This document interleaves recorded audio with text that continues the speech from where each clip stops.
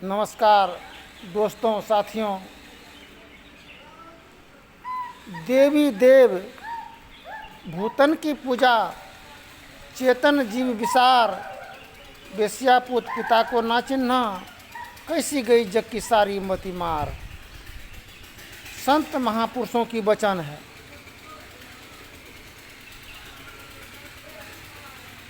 दमनकारी व्यक्ति एक को अगर मार दिया जाए तो हजारों दिलों में वह जिंदा रहता है। आज हम लोग पूजा करते हैं, उपवास करते हैं, व्रत करते हैं और माता पिता, सास ससुर, पति, परिजनों का अगर खिदमत नहीं करते हैं, सेवा नहीं करते हैं, वचन के अनुकूल अगर नहीं चलते हैं, वह जीवन रसातल की ओर चला जाता है। शांति और चैन नहीं मिलता है। दमन, आत्मा का सम्मान अगर नहीं मिला, आत्मा जीवन घूंट घूंट करके अगर जी रहा है, वह व्यक्ति अगर मर भी जाए तो हजारों दिलों में वह जिंदा रहता है। एक दूसरे पर मन की बेचैनी का प्रहार का संभाल नहीं हो पाता है। पुरुष का हल तो ये जीवन रूपी खेत पर चलता है स्त्री का, किंतु स्त्री का हल आसमान में चलता है। 9 द्वार नीचे यह खेत के समान है रास्ता, 10वें द्वार ऊपर ये मस्तिष्क आसमान है। आप कितनों बात कह दीजिए अपने गृह स्वामिनी को, धर्म पत्नी को, आपका बात 9 द्वार के नीचे ही रहेगा। ये खेते में हल चलेगा। उसका जो बात है स्त्री का, वह जब भी वार चलेगा वो मथे पर। इसलिए महर्षि में ही परमहंस जी महाराज की वाणी है कि बुद्धि परे चिंतन से न्यारा, अगम अनाम कहाई गुरु हो, सुरत अधर ठहराई। बुद्धि अगर चिंता में पड़ जाए और कोई पत्नी अपने पति को बेवजह अगर उनके दिमाग को नर्वस करने की चाह करे तो परिवार कैसे चलेगा। शराब का सेवन सरकार के द्वारा रोक तो लगाया ही गया, किंतु शराब का उतना ही अत्यधिक सेवन होता ही जा रहा है और शराब के कारण हर घर और हर परिवार में अशांति का माहौल बना हुआ है। सरकार राशन भी तो दे ही रहा है, किरासन भी दे रहा है, फिर भी इंसान जीवन के अंधकार में पड़ा हुआ है। ये समस्या का समाधान नहीं तो सरकार के पास में है, तो पास में है किसका समाधान? गोस्वामी तुलसीदास जी रामायण में लिखा है कि नारी पुरुष जब एकमति होई, जुग जुग राज करे जग सोई, बिनु सत्संग विवेक न होई, राम कृपा बिनु सोलभ न सोई। जाको रही भावना जैसी, प्रभु मूर्ति देखे तीन तैसी। ये मन की भावना और विचारधारा को एकत्र करने के लिए सर्वप्रथम स्त्री को आगे आना पड़ेगा। स्त्री है क्या? वो एक व्यवस्था है और व्यवस्थापक है कौन? पुरुष है।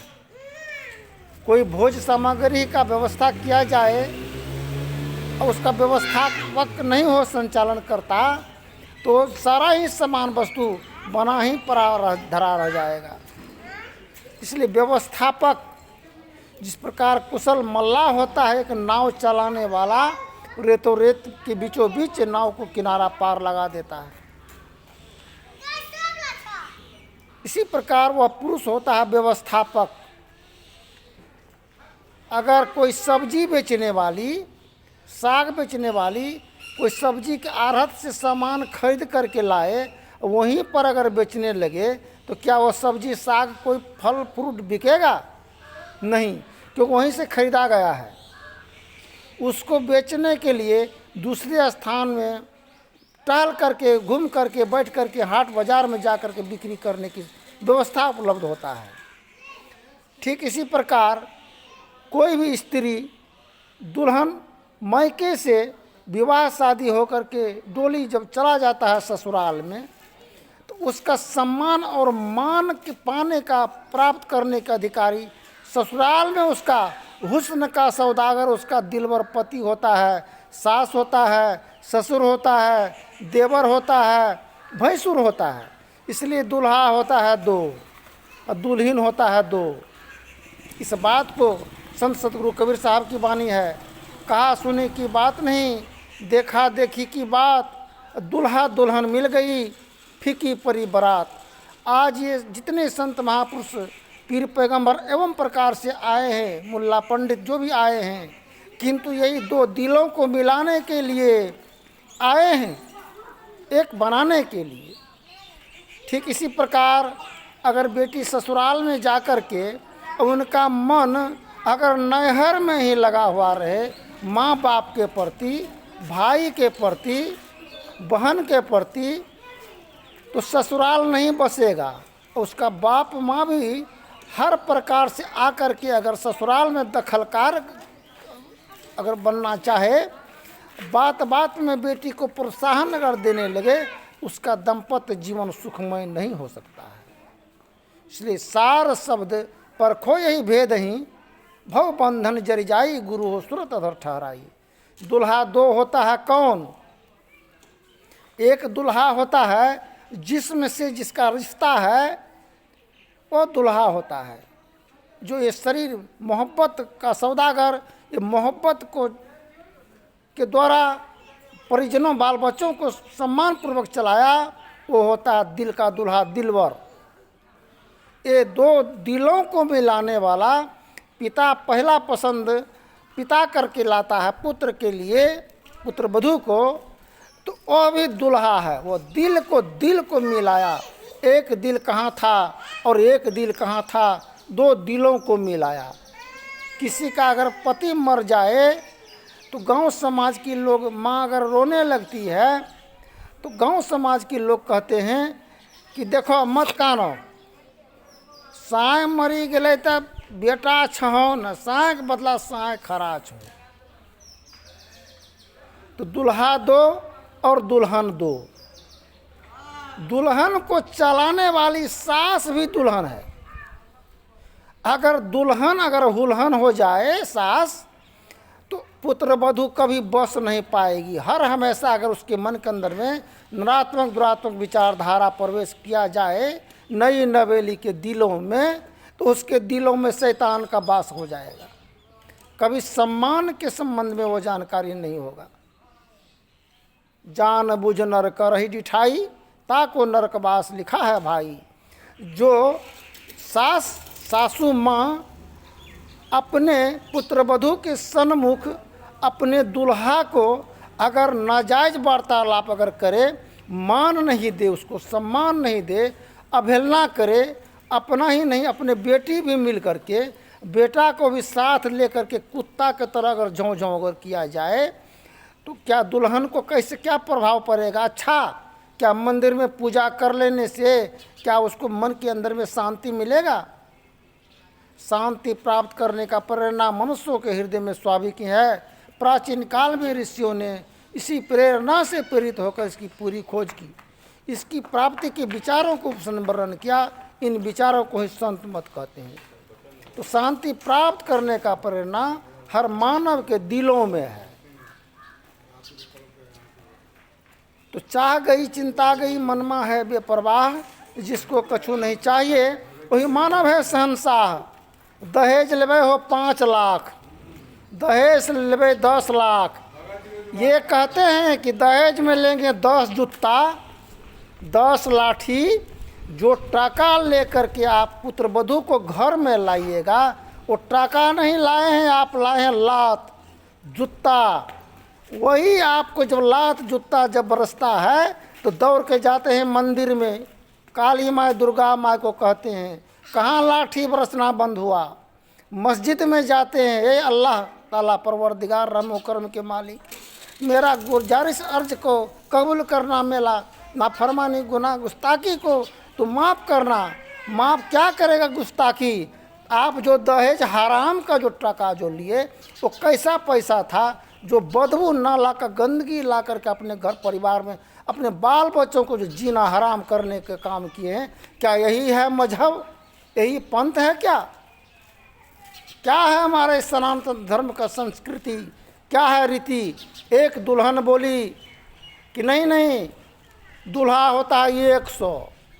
आप बताइए, 100 दूल्हा, 100 का मतलब क्या होता है? एक सम्मान के नाम है दूल्हा, एक मान के नाम है दुल्हन। अगर मान नहीं हो, सम्मान नहीं हो, क्या वह जीवन तो शैतान का बसेरा हो जाएगा। कोई मैयत दफनाने के लिए कब्रिस्तान में लिए जाया जाता है, किंतु मैयत को श्मशान घाट से ला करके अपने घर पुनः वापस नहीं लाता है। ठीक इसी प्रकार बेटी का डोली उठ करके पिया दूल्हा के घर गई, वहाँ बसेरा रंगमंच की शोभा बढ़ाने के लिए, फुल खुशबू बाहर लाने के लिए। अब फिर वो बेटी का मन अगर वही नहर में बसा हुआ रह जाए तो वो समझ लीजिए यही वो श्मशान में ही बसा हुआ है, कभी शांति नहीं मिलेगा। आज मुर्दा घाट श्मशान में मुर्दा जलाया जाता है और घर परिवार में खस्सी का, मुर्गा का, मुर्गी का मांस झरकाया जाए, पकाया जाए, तो क्या ये पेट, क्या ये श्मशान घाट है? क्या घर को आप श्मशान बना करके रखे हैं? तो फिर पूजा का घर कहाँ रहा? मंदिर कहाँ रहा? मस्जिद कहाँ रहा? मोको कहाँ ढूंढे बंदे, मैं हूँ तेरे पास में, ना हूँ मैं काबा काशी, ना हूँ मैं कैलाश में, निज तन में ढूंढो बंदे, मैं हूँ तेरे पास में। फिर आगे के प्रसंग में बोलेंगे। धन्यवाद। जय हिंद, जय भारत।